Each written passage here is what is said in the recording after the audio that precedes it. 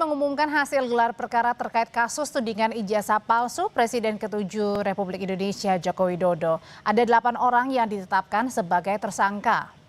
Kasus tudingan ijazah palsu Presiden ke-7 RI Joko Widodo, polisi menetapkan 8 orang sebagai tersangka.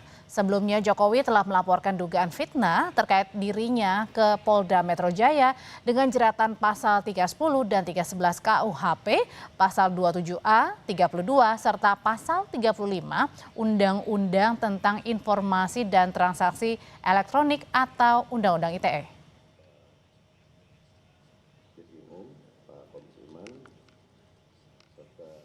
Dan usai penetapan tersangka Roy Suryo CS dalam kasus dugaan pencemaran nama baik Joko Widodo, Ketua Umum Jokowi Mania Andi Aswan bilang akan mengawal kasus ini hingga ingkrah.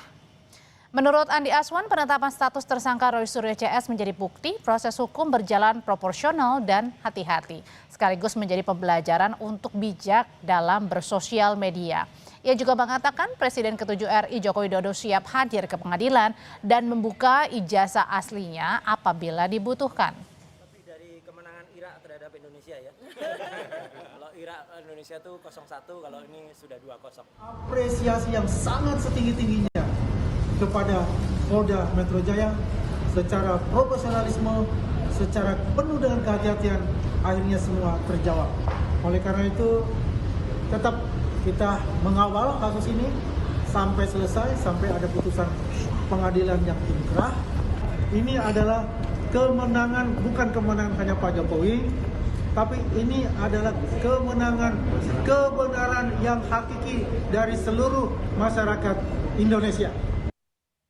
Roy Suryo menghormati penetapan status tersangka atas dirinya dalam kasus tuduhan ijazah palsu Jokowi. Tapi Roy berharap aparat bersikap adil jika ada pihak tertentu yang mendesak melakukan penahanan terhadap dirinya.